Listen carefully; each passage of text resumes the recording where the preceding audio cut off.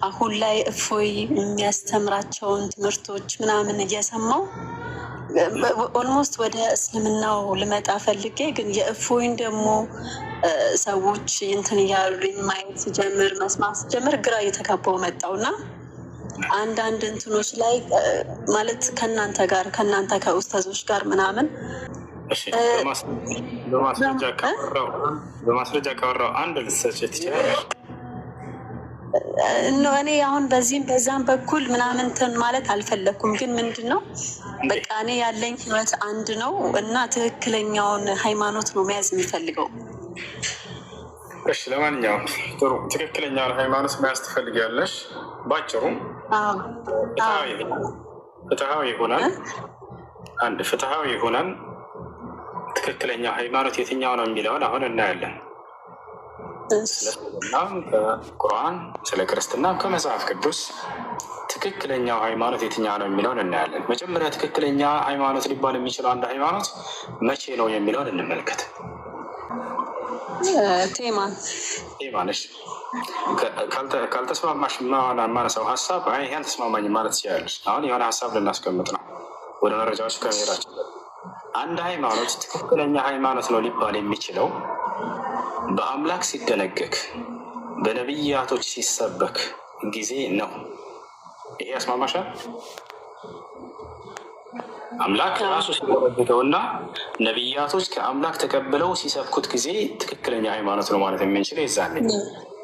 አምላክና ነቢያቶች ዘንድ እውቅና ከሌለው ያ ማለት አምላክ ካላዘዘበት ነቢያቶች ካልሰበኩት ደግሞ ይህ ሃይማኖት ሐሰተኛ ሃይማኖት ነው። በዚህ እንስማማለን አይደል?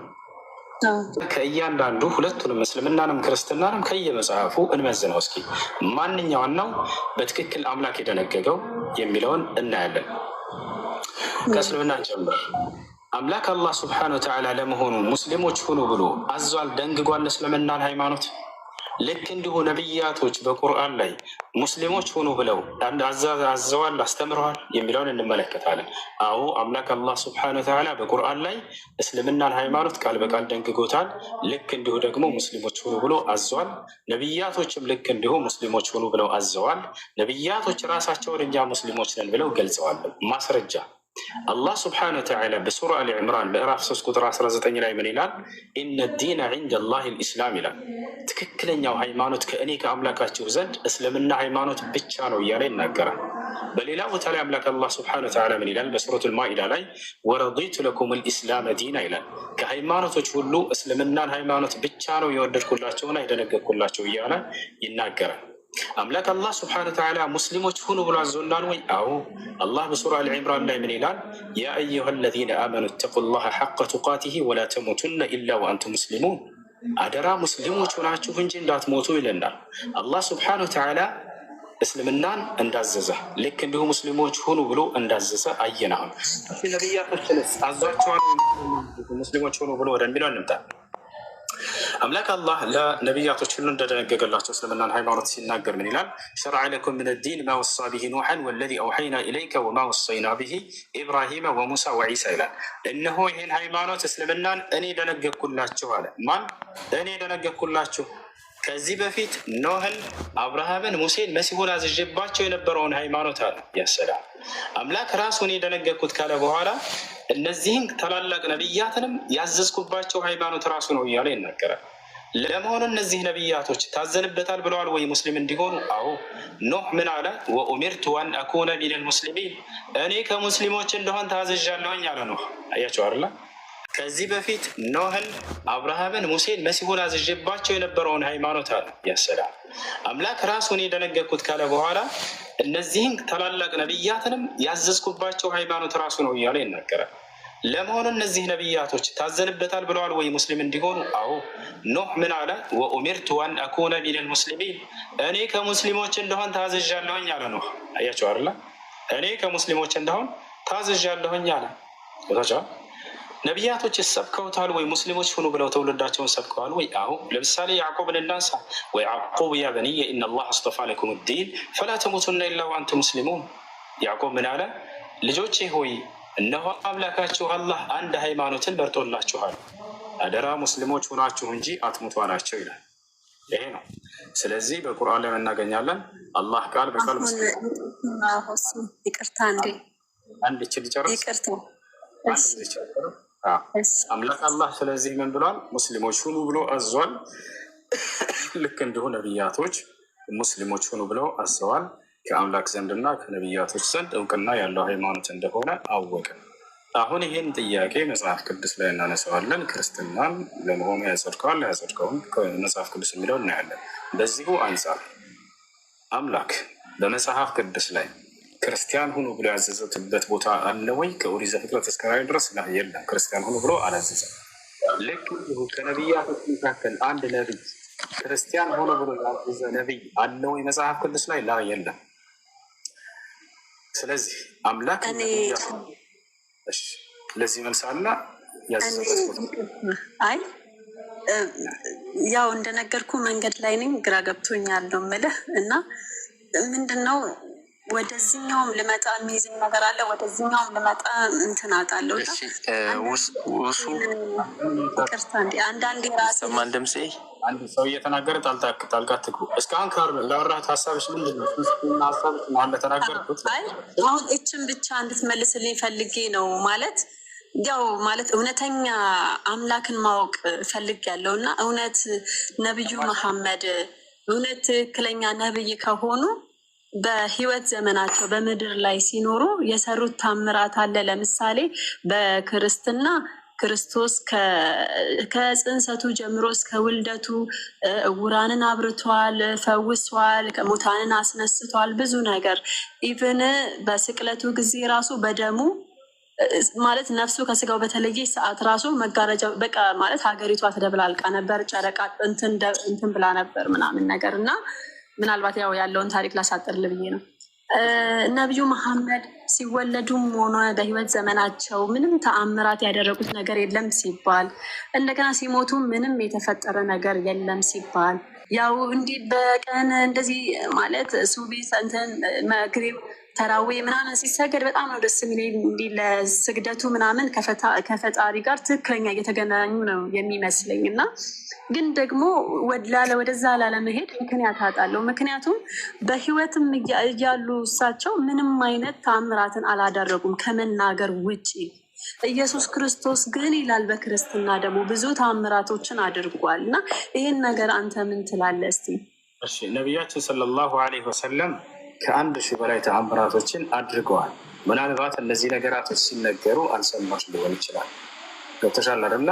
ወይንም ደግሞ በጣም በሚያሳዝን ሁኔታ ስለ እርሳቸው ሌላ ነገር ቀርጸው ስለሚነግሯቸው ነገር እንጂ ነቢያችን ሰለላሁ ዐለይሂ ወሰለም ያደረጉት ተአምራቶች መጽሐፍ ቅዱስ ላይ ያሉ ነቢያቶች ሁሉ የክርስቶስን ተአምር እንዳለ ቢደምር የእርሳቸው ተአምር ጋር አይደርስም፣ በቁጥር ደረጃ ማለት ነው። ገብታችኋል አይደለ?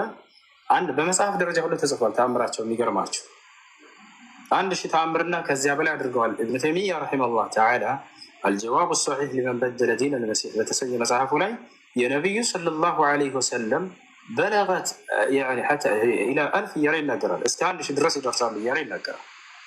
ከእነዚያ መካከል የተወሰኑትን ልንገርሽ። ለምሳሌ ማንም ነቢይ ያላደረገው ተአምር ጨረቃን መክፈል። ይህ ጨረቃ ይታይሻል። ይህን ጨረቃ ነቢ ሰለላሁ ዐለይሂ ወሰለም በዘመናቸው ያዩ ያሉ የነበሩ የአይን እማኞች ናቸው ይህን የሚናገሩት። እርሳቸው ከመናገር ውጭ ነበር ያልሽው አይደለም።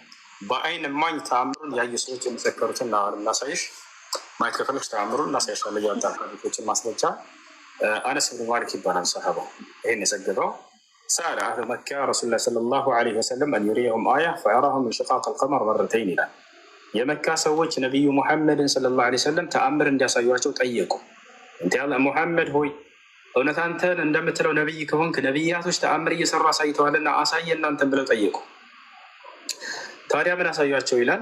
የጨረቃንም መከፈል አሳዩቸው 2 ጊዜ ይላል። ነቢያችን ሰለላሁ ዐለይሂ ወሰለም ጨረቃን ከፍለው አሳይተዋቸዋል። እነዚህ ሰዎች አንደኛ ያደረጉት ተአምር ይሄ ነው። ሌላኛው ነቢያችን ሰለላሁ ዐለይሂ ወሰለም ያደረጉት ተአምር 7 ሰማያቶችን አድርገው መሄዳቸው፣ ለዚያውም በአንዲት ሌሊት ነቢያችን ሰለላሁ ዐለይሂ ወሰለም 7 ሰማያት አድርገው ሄደዋል።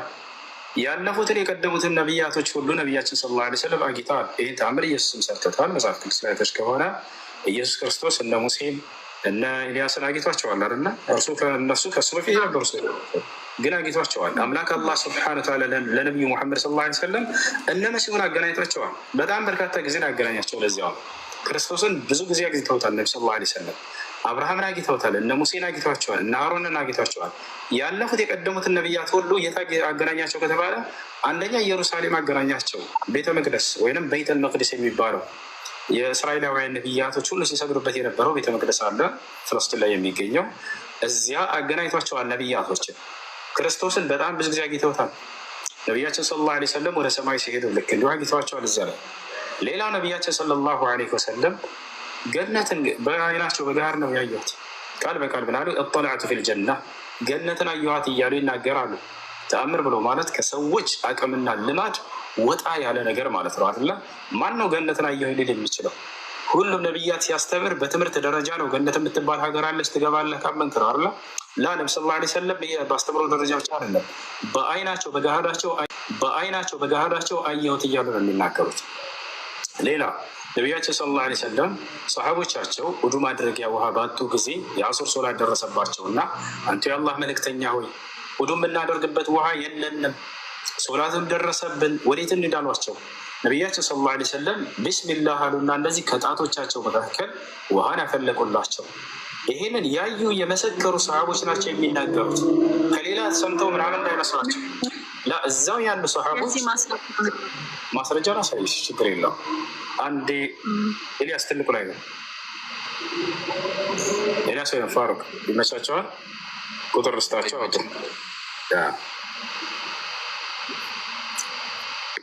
አንድ ዘን ከጣታቸው ውሃ መፍለቁ ይታያቸዋል። ሐዲሱ እዚህ ጋር ነው። ምን ይላል?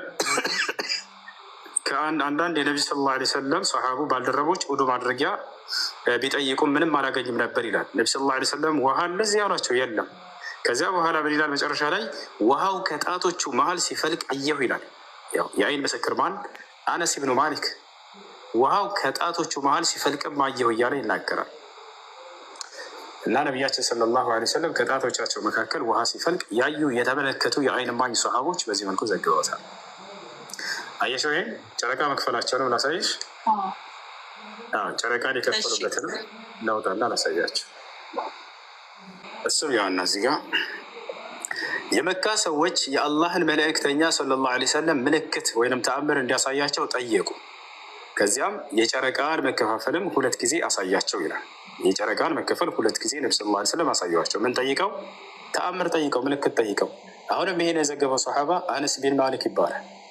ምንጩ ያውና ሶሒህ ሙስሊም 2802፣ ሶሒህ ቡኻሪ 3637።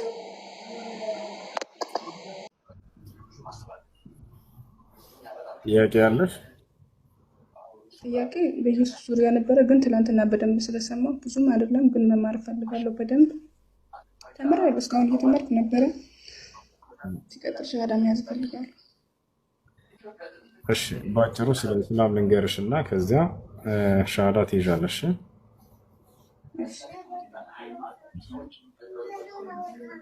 እሺ፣ ኢስላም ብሎ ማለት አምላክ ለሰው ዘር ሁሉ በነቢያት በኩል የደነገገው ብቸኛው መለኮታዊ ሃይማኖት ነው። እንግዲህ ድንጋጌው ከመቼ ጀምሮ ነው ከተባለ ከአዳም ጀምሮ ከመጀመሪያው የሰው ዘር ጀምሮ ነው። ለእርሱ ነው መጀመሪያ ደንግጎ የሰጠው። አምላካችን አላህ ሱብሓነሁ ወተዓላ አዳምን ገና ወደ ምድር ሲያወርደው ጊዜ አንድ ቃል ኪዳን ሰጠው። ቁልና ህቢጡ ሚንሃ ጀሚዓ፣ በሉ ሁላችሁም ከዚህ ከሰማይ ወደ ምድር ውረዱ አልኳቸው አለ። አዳምና ሔዋን ወደ ምድር ሲወርዱ ጊዜ ፈኢማ የእትየነኩም ሚኒ ሁደን፣ ከእኔ አንድ ቅኑ የሆነ መንገድ በሚመጣላችሁም ጊዜ አላቸው። ፈመን ተቢዐ ሁዳየ፣ ያን የኔን ቅኑ መንገድን የተከተለ ሰው ፈላ ኸውፉን ዐለይሂም ወላ ሁም የሕዘኑን፣ በእነርሱ ላይ ምንም አይነት ፍርሃትና ሐዘን የለባቸውም አለ። ወለዚነ ከፈሩ ወከዘቡ ቢአያቲና፣ ነገር ግን ያን የማወርድላቸውን አንድ ቅኑ መንገድ የካዱና አናቅጾችን በነቢያቶቼ ላይ የማወርዳቸውን ያስተባበለ ኡላኢከ አስሓቡ ናር፣ እነዚህ የእሳት ሰዎች ናቸው። ወሁም ፊሃ ኻሊዱን፣ እነርሱም በእርሷ ውስጥ ዘውታሪዎች ናቸው አለ። ታዲያ የአላህ ስብሓነሁ ወተዓላ ቅኑ መንገድ ምንድን ነው ከተባለ ራሱ ሲናገር ይላል ኢነ ዲነ ዒንደ ላሂ ልኢስላም አለ። ከእኔ ከአምላካችሁ ከአላህ ዘንድ ቀጥተኛው ሃይማኖት እስልምና ሃይማኖት ነው አለ። አምላክ አላህ ሱብሓነሁ ወተዓላ ይህን ቃል ኪዳኑን ለአዳም ሰጠው። የመጀመሪያው ነቢይ አድርጎ ለእርሱና ለሚስቱ ልክ እንዲሁ ደግሞ ለሚወልዳቸው ዘሮቹ ያስተምር ዘንድ አዘዘ። አምላክ አላህ ሱብሓነሁ ወተዓላ አዳምን እንደመረጠው ሲናገር ثم اجتباه ربه فتاب عليه وهدى له ከዚያም እኔ ጌታው መረጥኩት ንስሐውንም ተቀበልኩት አለ። ቀኑን መንገድም መርቼዋለሁ እያለ ይናገራል። ከፋቸዋለ ይህ ነው ነቢያችን ሰለላሁ ዐለይሂ ወሰለም ሲናገሩ ምን አሉ?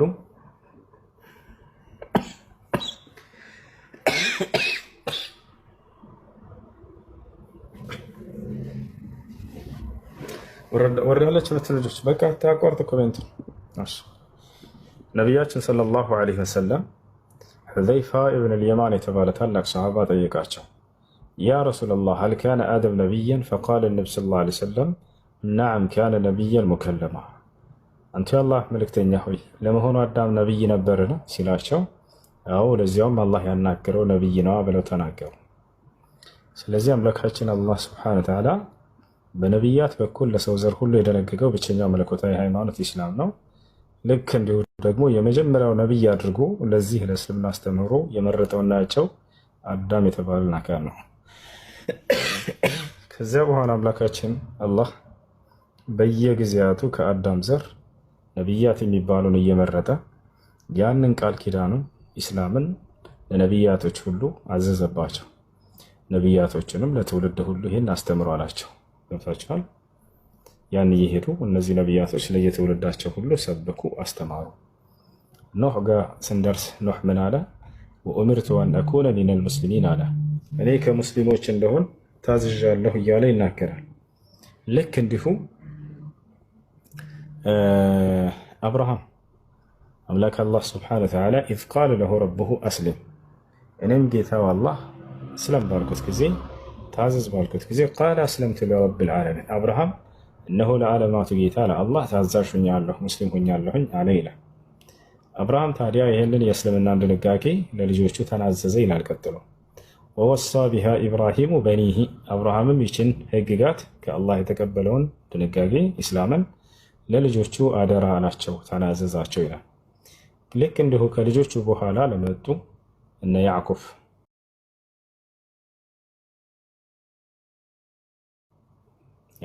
አብርሃም ልጅ ኢስሐቅና ኢስማኤል፣ በኢስሐቅ በኩል ማን ወጣ? ያዕቁብ ወጣ። ያዕቁብም ልክ እንዲሁ ለልጆቹ ምን አላቸው? ወያዕቁብ ያ በኒየ ኢነላህ አስጠፋ ለኩም ዲን ፈላ ተሙቱነ ኢላ ወአንቱም ሙስሊሙን፣ ልጆቼ ሆይ እነሆ አምላካችሁ አላህ አንድ ሃይማኖትን ብቻ መርጦላቸዋል፣ ኢስላምን። አደራ ልጆቼ ሙስሊሞች ሆናችሁ እንጂ አትሙቱ አላቸው ይላል። ከዚያ በኋላ ከያዕቁብ ማን ወጣ? ዮሴፍ ዓለይሂ ሰላም። ዮሴፍ ልክ እንዲሁ ቃል በቃል እኔ ሙስሊም ነኝ እያለ ይናገራል። ይህ የዮሴፍ ምዕራፍ የሚለው ላይ ታገኙታላችሁ። ልክ በዚሁ መሰረት አምላክ አላህ ስብሐነሁ ወተዓላ እስከ መሲሁ ድረስ በነቢያቶች በኩል ኢስላምን እንዲያዙ እንዲያስተምሩ አዟቸዋል ማለት ነው።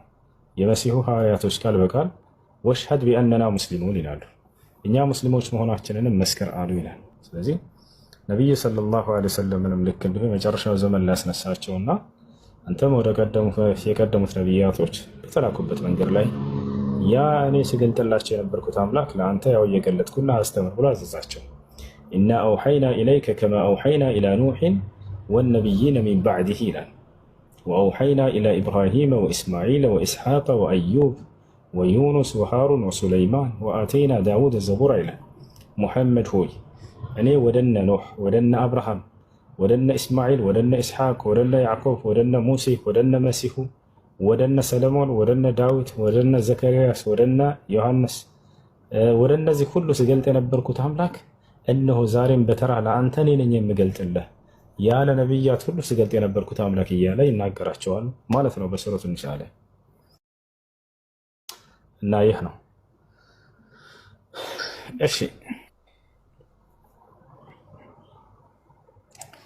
እሺ ሸሃዳ ላስይዘሽ ወይንስ ሌላ ማወቅ የምትፈልጊያቸው ነገራት?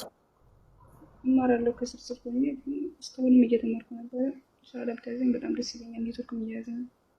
እሺ አሽሀዱ أشهد አላ أن لا ኢላሃ إله ኢለላህ إلا الله ወአሽሀዱ أشهد አነ أن ሙሐመደን محمدا ረሱሉላህ። رسول الله። ማሻአላህ ጨርሰሻል። ለአላህ ምስጋና ይገባው። ከዚህ በኋላ ሙስሊም ሆነሻል። አንድ ሰው እስልምና ሲቀበል ከጌታው ከአላህ ዘንድ የሚያገኘው ምንድን ነው ከተባለ በሰለመበት ቀን ለኃጢአቱ ሁሉ ስርየትን ምህረትን ያገኛል። አላህ ባሪያዎች ወደ እሱ በሚመለሱ ጊዜ ኃጢአታቸውን ሁሉ ይቅር ይላቸዋል። ይህን ቃል ገብቷል በቁርአን ላይ። ሌላው ነገር ምንድን ነው? ሰው እስልምናን በመቀበሉ የተስፋ ቃል አለው ወይ ከሞት በኋላ ወደሚለው ስንመጣ፣ አዎ አምላክ አላህ ራሱ ቃል በቃል በቀጣዩ ዓለም የዘላለማዊ ህይወትን ልሰጣችሁ በዚያም ላይ ገነትን ላወርሳችሁ ብሎ ቃል ገብቷል። ቀድ አፍለሐል ሙእሚኑን እያለ የምእመናን ምዕራፍ 23 ላይ የመጀመሪያው አንቀጽ ላይ እናንተ አማኞች በእርግጥም ድናችኋል ብሎ ከተናገረ በኋላ ኡላኢከ ሁሙል ዋሪሱን አለዚነ የሪሱነል ፊርደውስ ይላል። እናንተ ናችሁ ወራሾቹ ያችን ገነትን ፊርደውስን የምትወርሷት። ሁም ፊሃ ኻሊዱን እናንተም በእርሷ ውስጥ ለዘለዓለም ዘውታሪዎች ናቸው እያለ ቃል በቃል ራሱ ያናግረናል። በሌላ ቦታ ላይ አምላክ አላህ ሱብሓነሁ ወተዓላ ይላል ኢነ ለዚነ አመኑ ወዐሚሉ ሷሊሓት ለሁም ጀናቱ ነዒም ኻሊዲነ ፊሃ ወዐደላሂ ሐቃ ወሁወል ዐዚዙል ሐኪም ይላል። እነዚያ በእኔ በአላህ አምነው መልካም የሰሩ ሰዎች እነርሱ በገነት ውስጥ ዘውታሪዎች ናቸው። ለእነርሱ ገነት አለችላቸው ካለ በኋላ በእርሷም ውስጥ ዘውታሪዎች ናቸው፣ ይህም የእኔ አምላካቸው የአላህ ቃል እውነት ነው እያለ ይናገራል ማለት ነው። እሺ አንድ ሰው እስልምናን ከተቀበለ በኋላ ምን ማድረግ አለበት ወደሚለው ስንመጣ ለዚህ ላመነውና ለመሰከረው ለአንድና ብቸኛ ለሆነው አምላክ ለአላህ ብቻ አምልኮ መስራትን ይጀምራል። ከዚህ በኋላ ትልቁም የአምልኮ ስርዓት ሶላት ነው። ነቢያቶች ሁሉ ሶላትን ይሰሩ ነበር፣ ይሰግዱ ነበር። መሲሁ ምን አለ?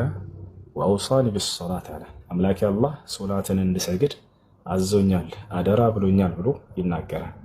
ነቢያቶች ሁላቸውም ይሰግዱ ነበር ለአንዱና ብቸኛ ለሆነው አምላክ ለአላህ ሱብሓነሁ ወተዓላ። እና ያ ነው ሙስሊም ጓደኞች በአካል የምታገኛቸው ካሉ ስለ ሶላት አሰጋገድ አስተምሮ ብታያቸው በጣም ቀላል ነው ታገኛ። መጽሐፍ ቅዱስን በጭንቅላቱ ያዛለ ወይ? ላ የለም። ይሄን የያዘ አለ ካሉ እኔ ቲክቶክን ወላሂ ለዘላለም አጠፋዋለሁ። መጽሐፍ ቅዱስን ብሉይ ኪዳንና አዲስ ኪዳንን የሸመደደ ቄስ ካለ እዚህ ቲክቶክ ላይ አይደለም፣ ቲክቶክ ላይ እንደው በገሃዱ ዓለም ወላሂ ለአዚም ዓለም ላይ የሸመደደው አይኖርም በእርግጠኝነት ማለት ነው። ምክንያቱም የሚሸመደድ መጽሐፍ አይደለም፣ እነሱም ሊሸመደዱትም አይችሉም። ቁርአን ግን ተአምር የመሆኑ የ8 ዓመት ህፃን ልጅ ሸምድዶት ታገኛላችሁ። የቋንቋው ተናጋሪ ያልሆነ አረበኛ የማይናገር ጥቁር አፍሪካውያን አይታችኋል። ህፃናት ልጆች በደንብ ሸምድዶት ቁርአንን ሲቀሩ ታያላችሁ። ወሀዛ ሚን አያቲላህ፣ ይሄ ከአላህ ተአምር ነው። የቁርአንን እውነተኝነትም የሚያረጋግጥ ነው። አላህ በሱረቱል ቀመር ላይ ወለቀድ የሰርነል ቁርአን ብሏል። ቁርአንን በእርግጥም አገራሁት አለ። ህፃን ልጅ የ8 ዓመት ህፃን ልጅ ቁጭ ብሎ እንዲቀራው ሆኗል። የአላህ ቃል እውነት መሆኑን የምታረጋግጡበት ገባችኋል? ብሉይ ኪዳንን አዲስ ኪዳን ሙሉ ይሸመደዳሉ ኢላህ የለም። እኔ በዚህ በእርግጠኝነት እንዳውናከረ እሚና ይሄን ሸምድጃለሁ የሚል ክርስቲያን ካለ ገብቶ አይደለም ብሉይ ኪዳንን አይደለም አዲስ ኪዳን አንዱን ዮሐንስ ወንጌል እንዳው ይሸመደዳለሁ ኢላህ የለም፣ በእርግጠኝነት የለም። እንዳጠቃላይ ወደ ጽሕፈቱ አጠባበቅ እንግባ። እንግዲህ ቁርአን መልአኩ ጅብሪል ማን ነው? አላህ ስብሐነሁ ወተዓላ ለጅብሪል ሰጠው። ጅብሪል ዓለይሂ ሰላም በቃል ደረጃ ለነብዩ ሰለላሁ ዐለይሂ ወሰለም አስተላለፈ። ነብዩ ሰለላሁ ዐለይሂ ወሰለም በዘመናቸው ቁርአንን አስጽፈውታል፣ ጻፉ ብለው ሰሃቦችን አዘዋቸዋል። እክቱቡ ዐኒ ኩል ማ የኽሩጁ ሚን ፈሚ ፈኢነሁ ላ የኽሩጁ ሚን ፈሚ ኢላ ሐቀን አሉ። ሰሃቦችን ምን አሏቸው? ከእኔ አንደበት የምትሰሙትን የሚወጣውን ሁሉ ጻፉ፣ ከእኔ አንደበት እውነት እንጂ አይወጣምና አሉ። በሌላ ቦታ ላይ ቁርአንን ጻፉ ይሏቸዋል። ላ ተክቱቡ ዐኒ ገይረል ቁርአን፣ ከእኔ ከቁርአን በስተቀር ምንም አይነትን ነገር ሌላ ነገር እንዳትጽፉ ይሏቸዋል። ያ ማለት ቁርአንን ጻፉ እንዳሏቸው ያሳያል ማለት ነው። ይሄ ገብታችኋል አይደል? በሌላ ቦታ ላይ ስማቸውን እየጠሩ አከሌ ናጻፍ ይሏቸው ነበር። ነቢ ሰለላሁ ዐለይሂ ወሰለም ሐዲስ ላይ ኡድዑ ሊ ዘይደን ፈልየክቱብ ዐኒ አልቁርአን ይሉ ነበር። ዘይድን ጥሩት፣ ዘይድ ብን ሳቢትን ከእኔ ቁርአንን ይጻፍም ይላሉ። ዘይድም ቃል በቃል ራሱ ይመሰክራል፣ እኔ ከእርሳቸው ስር ቁጭ ብዬ ቁርአንን ጽፌያለሁ እያለ ቃለ ዘይድ ብን ሳቢት ረዲየላሁ ዐንሁ ኩና ኑአሊፉ አልቁርአን ዐንደ ረሱሊላህ ሰለላሁ ዐለይሂ ወሰለም ከነቢ ሰለላሁ ዐለይሂ ወሰለም ዘንድ ቁጭ ብለን ቁርአንን እንጽፍ ነበር አለ። በሌላ ቦታ ላይ ዘይድ ምን አለ? ኩንቱ አክቱቡ ልወሕየ ሊረሱሊላህ ሰለላሁ ዐለይሂ ወሰለም ለነቢ ሰለላሁ ዐለይሂ ወሰለም መለኮታዊ ራእይ ወሕይ ቁርአንን ስጽፍላቸው ነበር አለ። ስለዚህ ቁርአን የተጻፈው መቼ ነው? በነቢ ሰለላሁ ዐለይሂ ወሰለም ዘመን በህይወት እያሉ የቃሉ ባለቤት አምላክ አላህ ሱብሓነሁ ወተዓላ ለጅብሪል እየሰጠው ጅብሪል ለነቢ ሰለላሁ ዐለይሂ ወሰለም እያቀበለ እዚያው በእርሳቸው ዘመን የእርሳቸው ሰሓቦች ጽፈውታል። እሺ እያነጻጸርን እንናገር፣ ምክንያቱም ይህን ጥያቄ ክርስቲያኖች ሊሆኑ ስለሚችሉ የሚጠይቀው ኢየሱስ ክርስቶስ እያለ የቃሉ ባለቤት መጽሐፍ ቅዱስ ተጽፏል ወይ? ላወፍ አልተጻፈም። ይሄ እነሱ የሚያምኑበት ነው። ነገር ግን ነቢ ሰለላሁ ዐለይሂ ወሰለም በህይወት እያሉ ቁርአን ተጽፏል ወይ? አዎ ልብና አድርጎ ተጽፏል። ጸሐፊዎቹም ከእርሳቸው ስር ቁጭ ብዬ ጽፌያለሁ የሚሉ ናቸው። ኢየሱስ እያለ መጽሐፍ ቅዱስ ተጽፏል ወይ? አልተጻፈም። እርሱ ካረገ በኋላ ከዓመታቶች በኋላ ነው የተጻፈው። እሺ የነቢዩ ሰለላሁ ዐለይሂ ወሰለም የአይን እማኞች ናቸው ወይ ቁርአንን የጻፉት? አዎ ናቸው። እሺ መጽሐፍ ቅዱስን ጻፉት የተባሉ የወንጌል ባለቤቶች የክርስቶስ የአይን እማኞች ናቸው ወይ? ላ አይደሉም። ሉቃስና ማርቆስ ትልቅ ምሳሌ ናቸው። ሉቃስና ማርቆስ ኢየሱስ ክርስቶስ መርጧቸዋል? ከ12 ደቀ መዝሙር አልመረጣቸውም። የሉበትም። የሌለበት አካል መጥቶ ነው የጻፈው። የእኛ ቁርአንስ ማን ነው የጻፈው? የራሳቸው የነቢ ሰለላሁ ዐለይሂ ወሰለም ሰሓቦች ናቸው ቁጭ ብለው የጻፉ ከእርሳቸው ስር።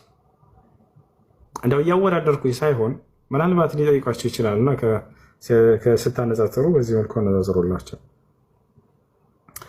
ሌላኛው ምንድን ነው? ቀጣይ በነቢያችን ሰለላሁ ዐለይሂ ወሰለም ዘመን ሁሉም ይጽፍ ነበር። ሁሉም ይጽፉ ነበር። ከሚጽፉት መካከል አንዳንድ ሽባ የሚያነሱላቸው ነው ልንገራቸው።